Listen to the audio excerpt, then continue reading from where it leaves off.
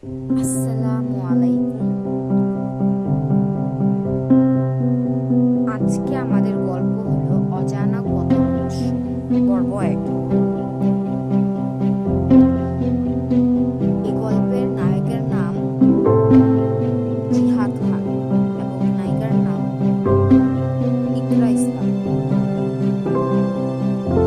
গল্পের নায়িকা ইকরা, সে খুবই সাধারণ একটি মেয়ে। তার চলাফেরা তার মধ্যে না রয়েছে কোনো আধুনিক চাকচমক বা চাকচিক্য। সে খুবই সাধারণভাবে জীবনযাপন করতে পছন্দ করে, সে খুবই সাধারণভাবে বাঁচতে পছন্দ করে। আর অন্যদিকে জিহাদ খান, গল্পের নায়ক, সে হলো খুবই আধুনিক, মডার্ন এবং সোশ্যালিটি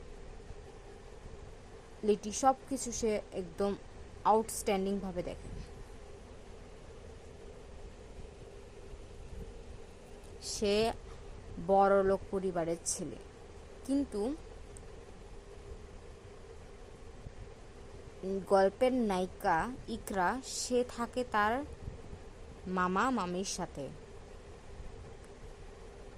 সে তার মামার বড় বোনের মেয়ে। তার মামি এবং মামা তাকে অত্যন্ত ভালোবাসে, কিন্তু তার মামা নায়কেরই ফ্যামিলি ব্যবসার কর্মচারী।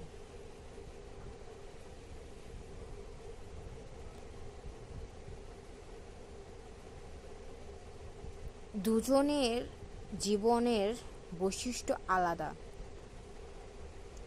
একজন যত হাইফাই চলাফেরা করে, আর একজন খুবই সামান্য এবং নগণ্য জীবন যাপন করে।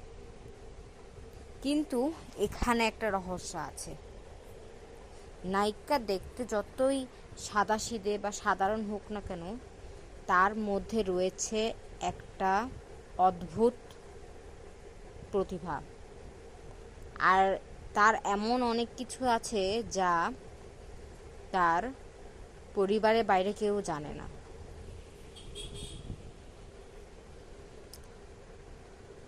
সেই রহস্য আস্তে আস্তে এই নাটকের পরবর্তী পর্বে জট খুলবে।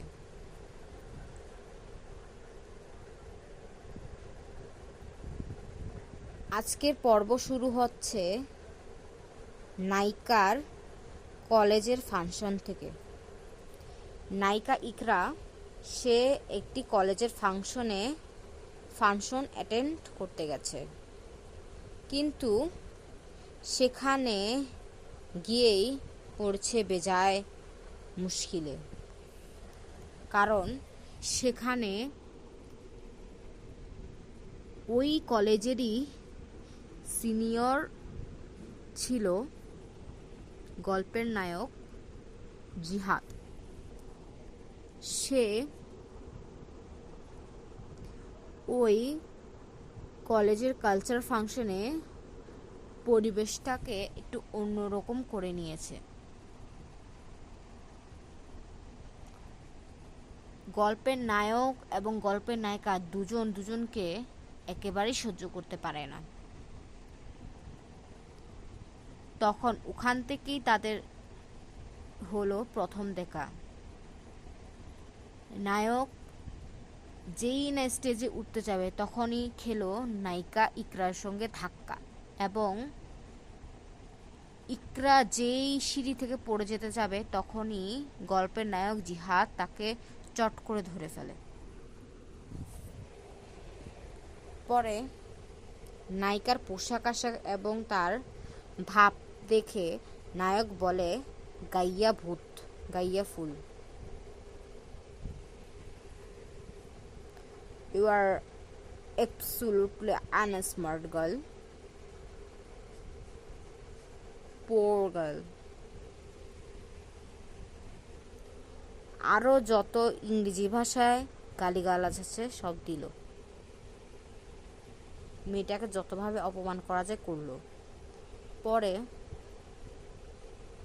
ছেলে নায়ক স্টেজে উঠেই পরিবেশটাকেই অন্যরকম করে ফেললো। সে পরিবেশটাকে একটা দারুণ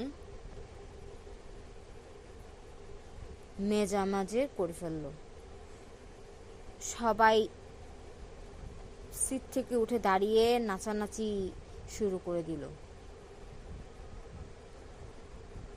তখন ওই পর্যায়ে গিয়ে কলেজের ওই সাংস্কৃতিক অনুষ্ঠান রইল না, শেষে পরিণত হলো বিলেতিদের নাচানাচির অনুষ্ঠানে।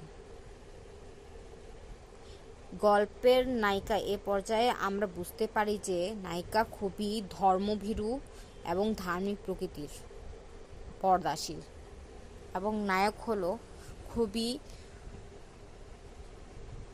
উচ্চাকাঙ্ক্ষা এবং উচ্চ জীবনযাপন, হাই প্রোফাইল লাইফস্টাইল যাপন করা একটা ব্যক্তিত্ব, একটি ছেলে যে মডার্ন সিটি বেশি পছন্দ করে। পরে এক পর্যায়ে গিয়ে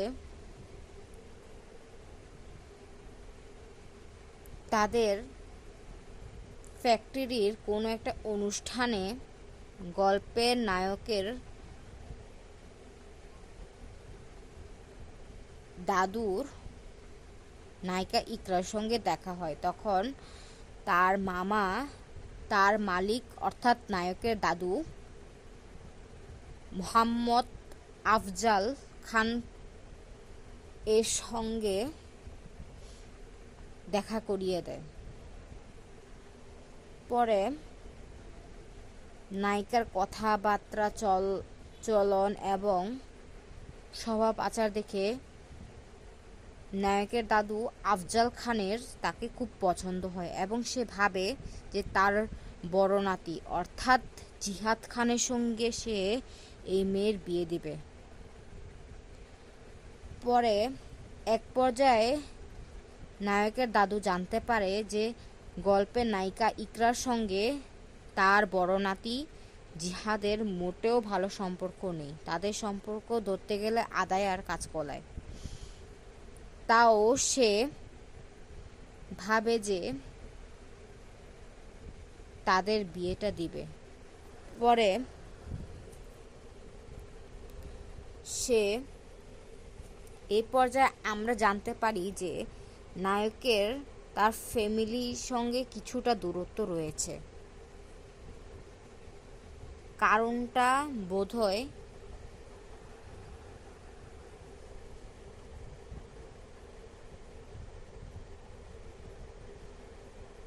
তার মা।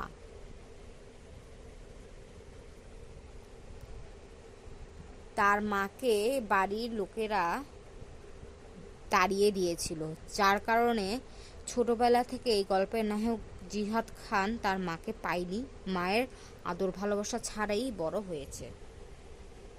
সে কারণেই সে অত্যন্ত রাগী, বদমেজাজি এবং খিটখিটে প্রকৃতির মানুষ হয়েছে এবং ঘরের প্রতি বিমুখী হয়েছে। এখানে গল্পের এই পর্যায়ে আমরা জানি যে এ কারণে গল্পের নায়কের সঙ্গে তার দাদুর অনেক দূরত্ব রয়েছে এবং জিহাদ তার দাদুকে দাদু বলেও ডাকে না, তার নাম ধরে ডাকে, মিস্টার খান বলে ডাকে।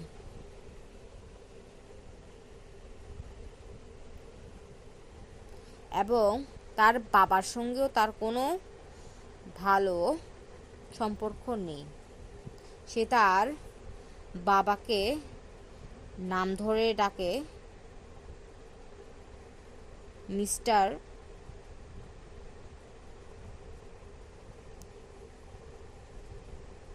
অলোক খান। সে ঘরে মোটেও থাকতে পছন্দ করে না, সে ঘরে থাকেই না ধরতে গেলে।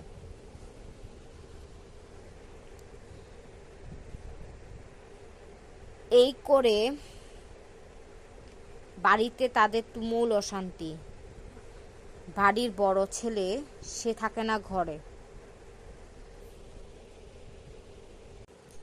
গল্পের এই পর্যায়ে আমরা জানতে পারি যে গল্পের নায়ক জিহাদ সে তার ফ্যামিলি ব্যবসায় কোনো আগ্রহী নয়। তার নিজস্ব একটি ক্যাফে আছে।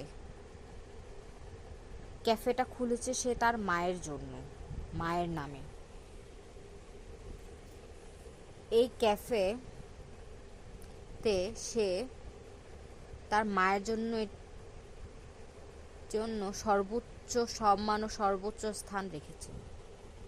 সে প্রতি মুহূর্তে প্রতি সময়ে তার মাকে খুব মিস করে। কিন্তু এই ক্যাফেটা ছিল তাদের কলেজের খুবই সন্নিকট, ধরতে গেলে তাদের কলেজ ক্যান্টিনই।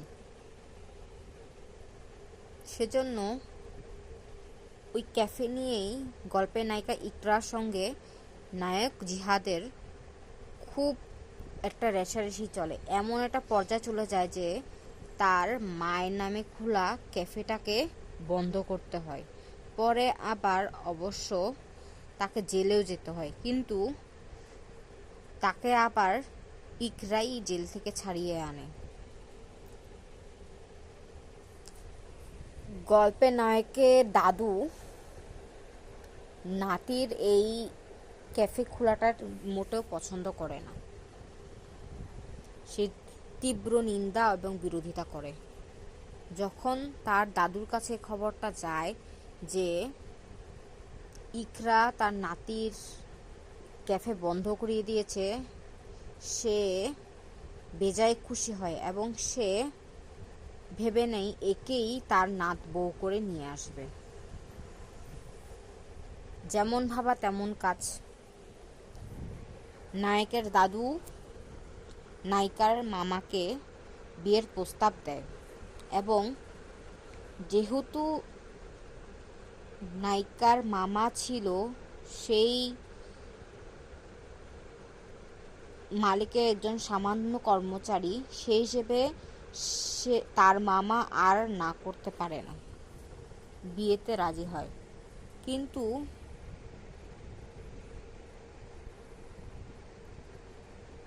কিভাবে সে ইকরাকে এই বিয়ের ব্যাপারে বলবে সেটাই সে বুঝতে পারছিল না।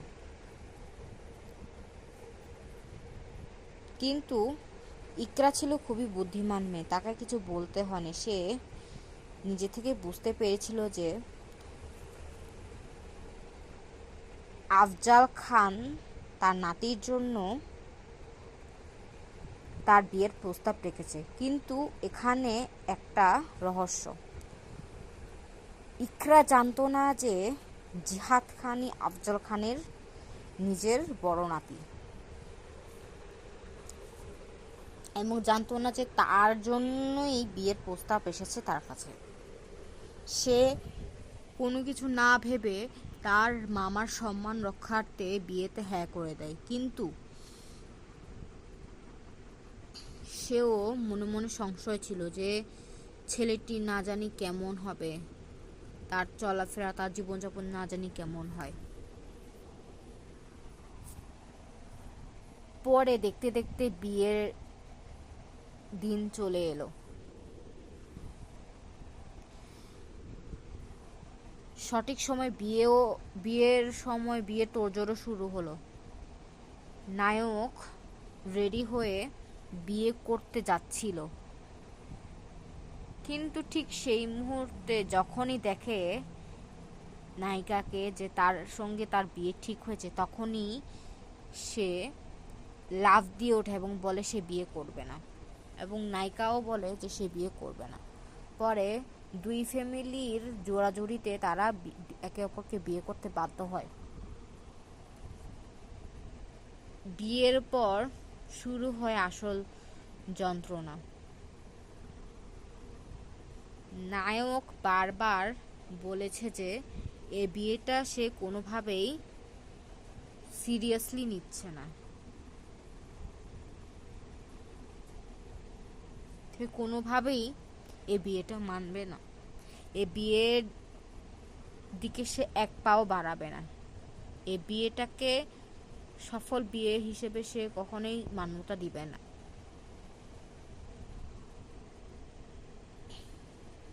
গল্পের নায়িকাও কিছু কম জানে না।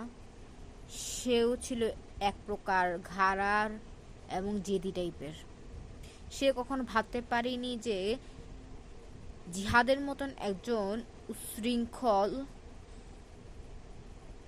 মডার্ন ছেলে তার হাজবেন্ড হবে। সে চেয়েছিল তার হাজবেন্ড একজন ধার্মিক এবং আল্লাভীরু হোক। কিন্তু যাকগে, যাই হোক, বিয়ে হয়েছে তো হয়ে গেছে, এখন তো আর কিছু করা যাবে না। তাই এই বিয়েটাকে মূলে তাকে সম্মান জানিয়ে এই বিয়েটাকে তাকে পালন করে যেতে হবে। গল্পের নায়কের দাদু আফজাল খান ইকরাকে দিয়ে ওয়াদা করিয়ে নিয়েছিল যে সে যাতে কোনোভাবেই এ বাড়ি ছেড়ে না যায়, এবং এখানে নায়কের দাদু নায়িকাকে বলেছিল যে সে বাইরে কাজ করতে পারবে না। কিন্তু ইকরার বাইরে কাজ করার প্রবল ইচ্ছা ছিল।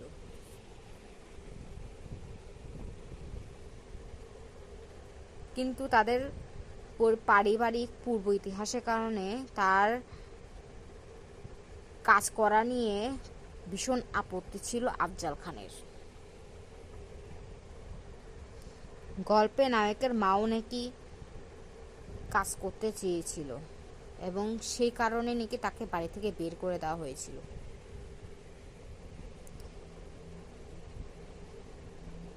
এটা একটা রহস্য যেটা আমরা পরে আস্তে আস্তে জানবো।